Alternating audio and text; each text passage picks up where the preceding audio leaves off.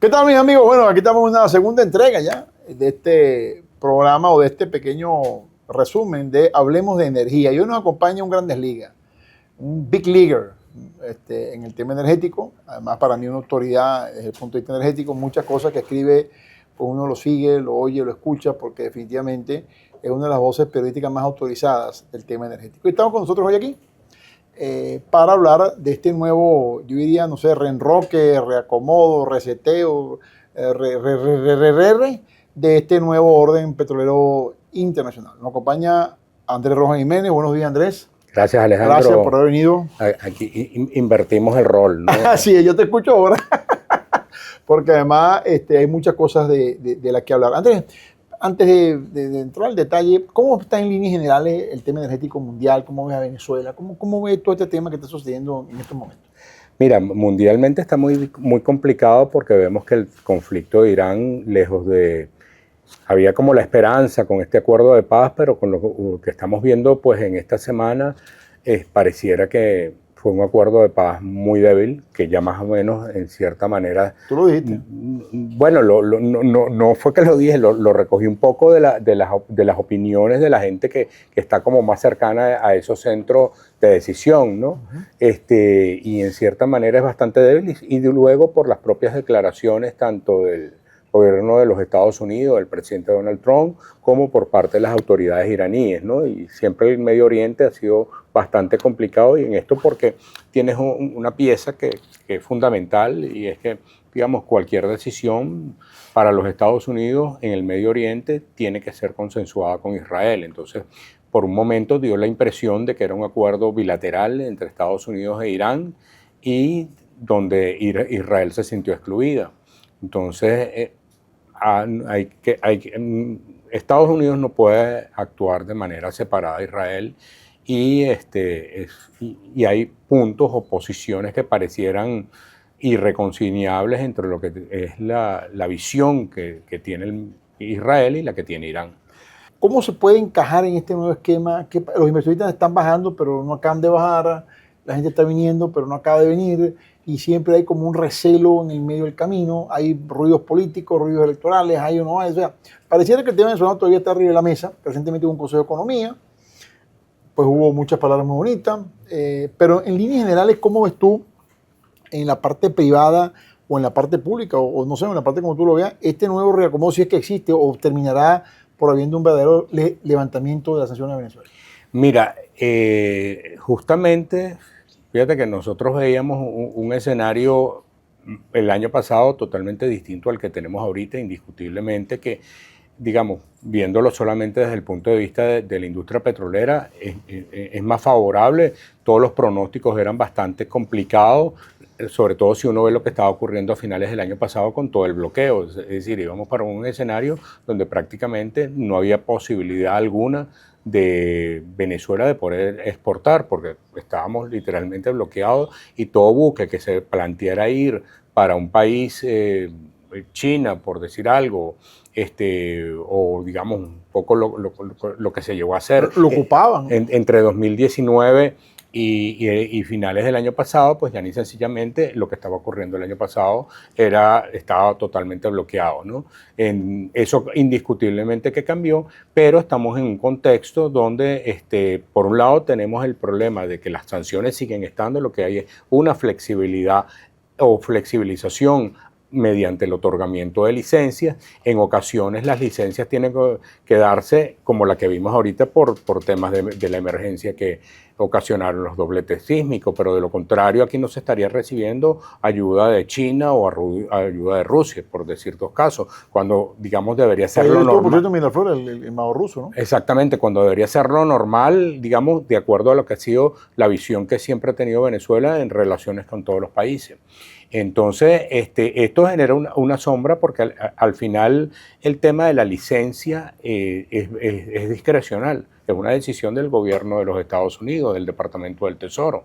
Entonces, ya solamente cuando uno compara la visión que ha tenido el gobierno del presidente Trump de este segundo gobierno con la que tenía el presidente Biden, son totalmente distintas. Entonces, y contrapuestas en algunos casos, en otras, digamos, es una suerte de continuidad. Entonces, pareciera que están muy sujetos a lo que es la capacidad del lobby que pueda ejercer una determinada compañía ante las autoridades norteamericanas y un poco esa relación que hay entre el gobierno del presidente Trump y el gobierno de la presidenta encargada, Delcy Rodríguez.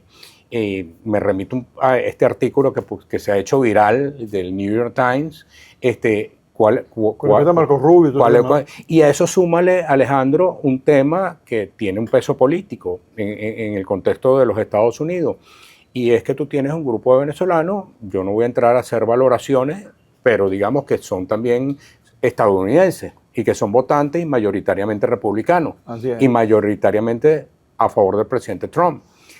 Y al mismo tiempo son simpatizantes de la oposición y en particular de la opción que representa María Corina Machado.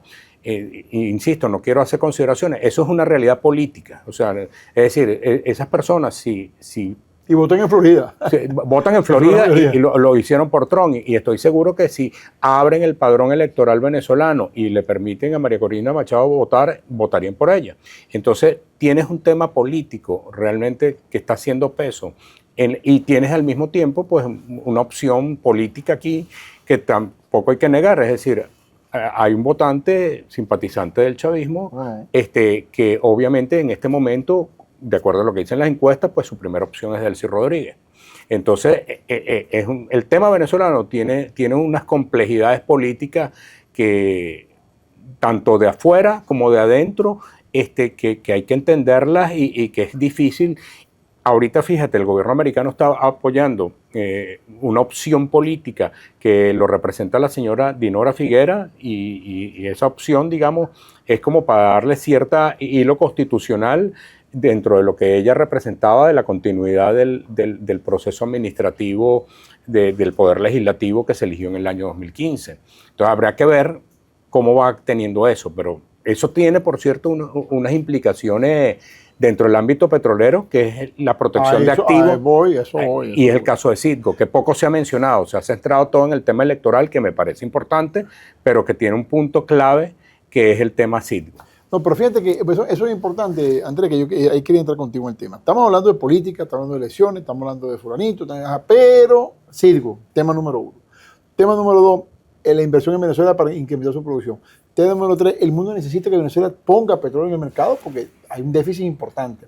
Tema número 4, Chevron firmó con Microsoft un convenio en Texas para poner un centro de datos en Texas con gas natural que no hay allá, pero hay aquí. Entonces, todos esos esquemas económicos están, pareciera que dirigiendo las decisiones políticas y la gente se siente como está como medio amarrado. O sea, ¿por qué tengo que seguir el tema primero económico? El gobierno norteamericano ha dicho 500 veces, primero la economía, después, o sea, hay como una especie de discurso construido de las bases del poder importante mundial, pero que siente resistencia a lo interno, no solamente en la oposición, sino también del mismo chavismo. Entonces, ¿cómo tú ves ese desenlace ahí a futuro? Es complicado. No, es que cuesta mucho. Es complejo. Ahorita que mencionas, yo te ponía del lado de analizar el tema de ese votante, por ejemplo, que está entre la opción que es ciudadano norteamericano y venezolano y que tiene sus simpatías, y eso es perfectamente válido. Si ponemos la lupa para el chavismo, también el electorado chavista, y eso existe, o sea, no se pretende, eso digamos, si uno ve las decisiones que ha ido tomando desde enero hasta la fecha, hay un desmontaje y de lo que es, por ejemplo, el legado petrolero del presidente Chávez. Hay un libro que editó el Ministerio del Petróleo a raíz de la muerte del presidente Chávez, que yo invito a la gente que lo revise. Bueno, no, si se consigue, yo porque tengo una edición. Yo trabajaba en ese momento en el Nacional y cubría la fuente, y la gente del equipo de asuntos públicos del ministerio, del entonces Ministerio del Petróleo, nos los obsequió a todos los periodistas. Pero ahí uno puede revisar muy bien lo que era el legado del presidente Chávez. Por decirte uno solo. El tema de la regalía del 30%, el tema del arbitraje internacional, era un punto de honor dentro de lo que llamaban el pensamiento petrolero del presidente Chávez. El pensamiento petrolero, y fue promovido de esa manera. Es decir, y no solamente alguien dirá, no, es que eso lo promovía Rafael Ramírez. Es verdad, lo promovía Rafael Ramírez, pero digamos, Rafael Ramírez estaba dentro de ese enclave y en ese momento ya era presidente encargado del Nicolás Maduro. Entonces eso se promovió de esa manera y en buena medida tenía que ver con lo que venía por ejemplo, del pensamiento petrolero de Ali Rodríguez Araque, de Álvaro Silva Calderón, que está vivo. Está muy bien y mentalmente muy lúcido y bastante activo. No, pero bastante golpeado por lo que ha implicado la reforma, además que no fue una nueva ley, sino que se hizo una reforma de la ley que él impulsó siendo ministro en el año 2001 y que después recibió reformas en el año 2006-2007. Entonces, digamos, estamos viendo un nuevo esquema que a lo mejor no atrapa a los inversionistas, porque no es competitivo con el de Guyana, no es competitivo con el de Brasil, pero es diametralmente distinto con respecto a lo que era, digamos, el esquema petrolero fiscal que se impulsó durante el gobierno del presidente Chávez. Pero ¿tú no crees entonces que ahorita con este nuevo esquema petrolero o la necesidad del mundo era necesario, valga la palabra, tomar esas decisiones de esa manera? Sí, y eso se venía discutiendo, Alejandro, eso se venía discutiendo. Fíjate que los gremios, estoy hablándote de la Cámara Petrolera de Venezuela y la Asociación Venezolana de Hidrocarburos, lo venían impulsando internamente en el ministerio, te lo decían. Varias veces, recordemos que Delcy Rodríguez, el presidente Maduro la había designado, es decir, era vicepresidenta ejecutiva, pero ella era también ministra de Petróleo, claro, y después ministra de Hidrocarburos. Y, digamos, nunca les llegamos a escuchar nada de hablar de reformas, pero sabíamos que había presión y que eso se estaba discutiendo internamente, pero era un tema también político que había que manejarlo internamente y que hasta donde entendemos, pues el presidente Maduro no, digamos, muchas de las decisiones que tomó debido a las sanciones que fueron consideradas por una manera de enfrentar las sanciones con la ley antibloqueo, llegar al punto de hacer esa modificación tan drástica que se le hizo a la ley de hidrocarburos costaba mucho, ¿no? Entonces, políticamente, lo otro es especular. ¿Qué hubiese pasado? ¿Se iba a atrever? No lo sabemos. Digamos, tenemos los hechos y eso lo impulsó. Y fíjate que un detalle importantísimo, es decir, fue una decisión, la primera decisión importante que anunció Delcy Rodríguez. O sea, Delcy Rodríguez asume el 5 de enero, tiene que presentar la memoria y cuenta 10 días después, y presentando la memoria y cuenta, sorprende cuando ella dice, voy a proponer una ley orgánica de hidrocarburos. La información que yo tengo es que ya se venía trabajando de eso antes y el proceso del 3 de enero, más toda la relación con el gobierno de los Estados Unidos, lo que hizo fue impulsar. De esas reformas estaba justamente que los contratos de participación productiva que estaban amparados por la ley antibloqueo entraran, le dieran la legalidad, porque había muchas dudas por más que intentaron darle un soporte legal a la ley antibloqueo, ya ni sencillamente era necesario que estuvieran amparados dentro de un marco legal más creíble para la comunidad financiera y petrolera mundial. Andrés, yo creo que tú eres una de las personas que más claro tiene el panorama interno y externo. Bueno, no sé si lo tengo claro. No, pues lo conoces desde hace mucho tiempo. Pero trato de estudiarlo. Has vestido a No, y creo que un punto, Alejandro, has vivido muchas obviamente cosas, ¿no? Uno tiene... No que seas vivo, sino que he vivido mucho. Sí, no, y uno tiene sus posiciones indiscutiblemente, pero he tratado siempre, cuando lo veo, de entender que el petróleo está muy marcado por el tema político, y que hay que entender las distintas posiciones que hay en el país con eso. Es decir, esa frase de Betancourt que dio origen en su libro Venezuela, Política y Petróleo, cada día es más cierta, no solamente para Venezuela, mundialmente. Entonces, esa frase está muy implicada, y cuando hablamos de política hay que entender que hay distintas posiciones que muchas veces están encontradas, y que en los últimos años esos enfrentamientos pues han costado y han impedido que la industria pueda avanzar plenamente. Tenemos, para terminar, dos cosas. Un escenario A, vamos a imaginarnos algo, que es el que tenemos actualmente, que Venezuela llega a 1.500.000 barriles, que Trump flexionice la cuestión, que ganen los demócratas. Hoy los demócratas están pidiendo el levantamiento de las sanciones, que Obama fue el primero que arrancó con él. Mañana Trump va a hablar, vamos a ver qué dice mañana Trump. Escenario 1. Escenario 2. Según tu visión, ¿cómo puede colocarse Venezuela en los próximos 4 años. La gente lo quiere ver de inmediato y lamentablemente esto no es un tema de inmediato, esto es un tema de largo plazo. ¿Cómo tú verías a Venezuela si pasa un factor con los demócratas o un factor con los republicanos, o si viene otra guerra o no viene? ¿Cómo tú ves a Venezuela colocada en un futuro de por lo menos 3 años adelante?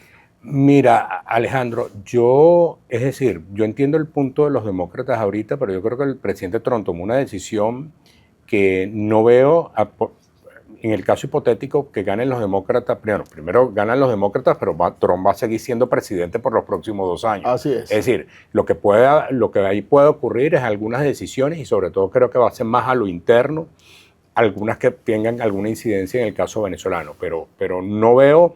Es decir, yo no veo que esta relación que han dado a llamar de tutelaje pueda cambiar tan prontamente como sería el deseo de muchos. Es decir, yo lo veo complicado porque al final los americanos, para los demócratas, Venezuela se había convertido en un problema y tan lo pensaban así, que fue Obama el que comienza. Lo que pasa es que las sanciones fueron escalando, es decir,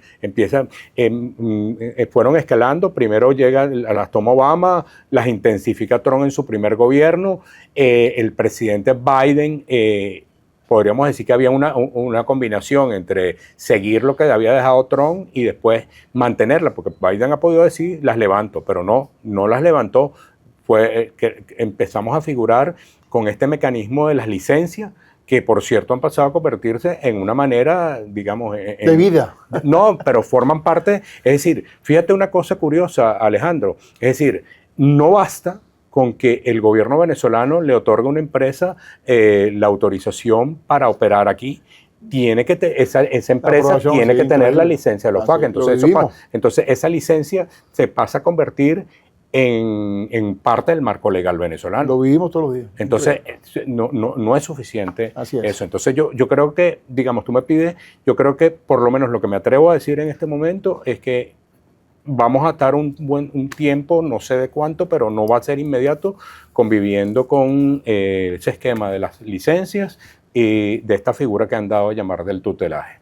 Mi amigo Andrés Roa Jiménez, editor y director de Petroguía, gracias, nos ha traído este mapa energético. El mapa energético de Venezuela. Es bueno que todos lo tengan. Para mí es una autoridad periodística en materia energética de muchos años, Andrés, desde el Nacional. Y de verdad que gracias por estar aquí con nosotros en Contrapunto, y volveremos a una nueva entrega de Hablando de Energía. Hasta la próxima entrega. Muchas gracias.